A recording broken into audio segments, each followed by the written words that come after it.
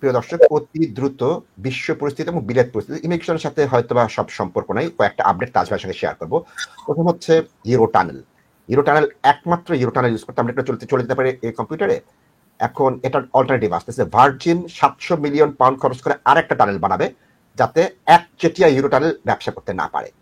এটা কনজিউমারদের জন্য ভালো হবে, যারা এখান থেকে আমস্টারডাম, এখান থেকে বেলজিয়াম বা প্যারিস যেতে চান তাদের জন্য অল্টারনেটিভ আসতেছে। আমি মনে করি সব জায়গায় অল্টারনেটিভ থাকা প্রয়োজন, এবং আমরা বরংবার বলি যে আমাদের কাছে আসার দরকার নেই। তাজ ভাই কি বলেন, অল্প কিছু পয়সা খরচ করে একজন আইনজীবীর সঙ্গে যে দেখা করো, কথা বলো, এটাই উদাহরণ।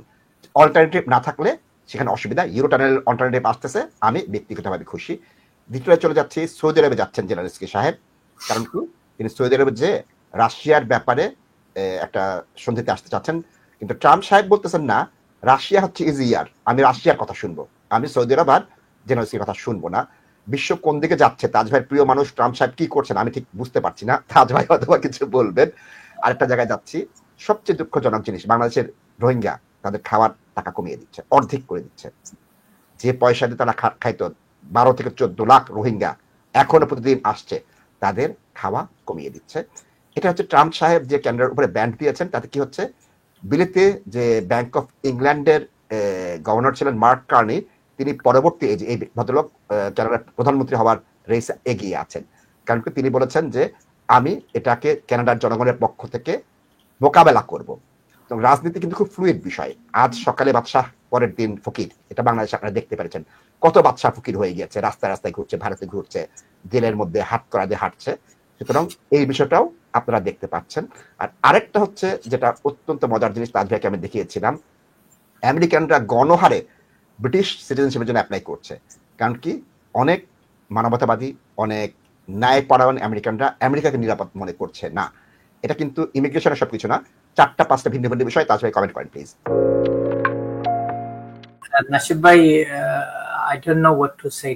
It's all self-explanatory, but I just reiterate দর্শক, আমি এই রোহিঙ্গা ইস্যুটা যখন ডেভেলপড হয়েছিল recently 2017-এ, and I was one of the person, আমি সব সময় বলছিলাম যে, এবং বলে আসতেছিলাম যে একজন রোহিঙ্গাও ফিরত যাবে এবং এরা কখনো কিছু হবে না। ইটস জাস্ট এখানে কিছু হলিডে করবে, ইউএন এর মানুষ যাবে, ওয়ার্ল্ড কথা বলবে, এগুলা সব আর্কাইভ হয়ে যাবে। তারপরে বাংলাদেশে যারা এগুলাতে ইনভলভ আছেন ওনারাও কিছু টাকা পয়সা বানাবে নাসিব ভাই।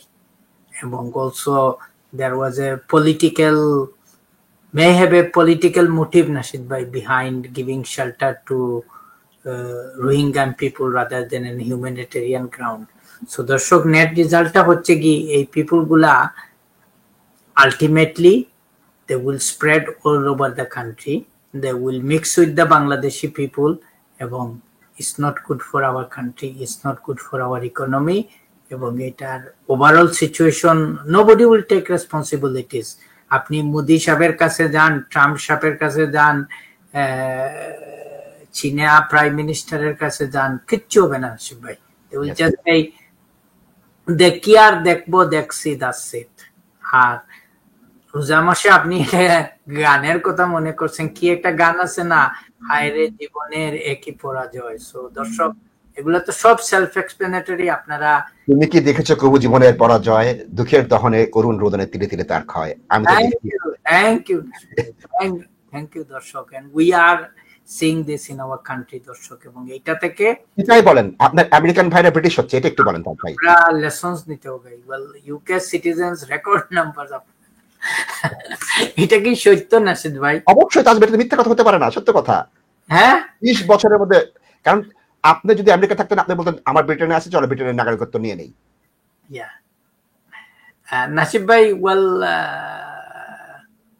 কেউ তো আর উনাকে বয়ে কথাবার্তা বলবে না, এবং ওয়ার্ল্ড পলিটিক্স, ফরেন পলিসি সবকিছুই মানে is just an unpredictable character Nasib ভাই। But I still support for many of his approach. Whatever he is doing, Nasib bhai, it is good for American people, Nasib bhai. Whatever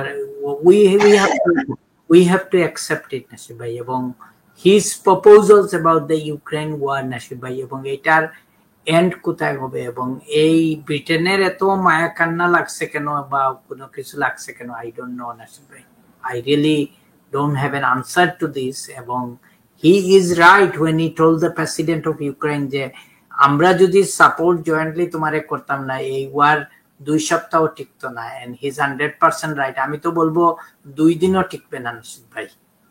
so far Russia is very generous, এবং আমরা যারা Ukraine নিয়ে study করি দর্শক, আমরা একটু হিস্ট্রিটা দেখতে হবে, ইউক্রেনের হিস্ট্রিটা কি এবং এটা কিভাবে রাশিয়ার সাথে ইন্টারলিঙ্ক, এবং রাশিয়ার কোনো জাস্টিফিকেশন আছে কি না ইউক্রেনে ওয়ার করার জন্য। ওইটা আপনারা যদি হিস্ট্রি স্টাডি করেন, maybe you will get some answer, some justification why this war started in the first place. এবং most importantly যেটা দর্শক হচ্ছে, it is kind of economic incentive for America or other European countries, because Ukraine কিন্তু একটা rich country এবং এখানে অনেক কিছু আছে, so they may have a vested interest in terms of competition, Rashid bhai, which is good.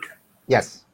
which is good, but আমি এই বড় বড় কোম্পানির কিন্তু একচেটিয়া মনোপলি এই জিনিসটা আমি কখনো নাসিদ ভাই পছন্দ করি না।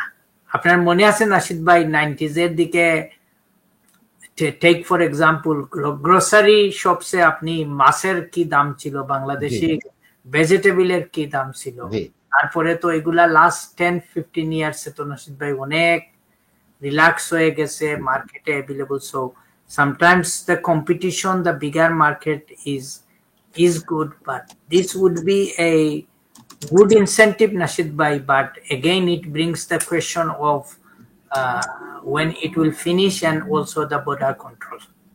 Thank you. ধন্যবাদ তাজ ভাই।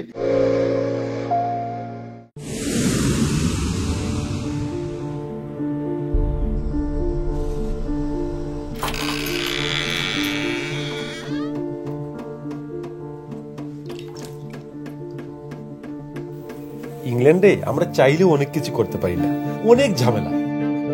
হায় রে হায়, লন্ডনের এই জীবনে ঝামেলার কোনো শেষ নাই। আমি লাল, আমার ইমিগ্রেশন, ঘর, ব্যবসা সবকিছুর ঝামেলার সমাধানে সবসময় পাশে আছে Taj solicitor. Taj solicitors, believe in service.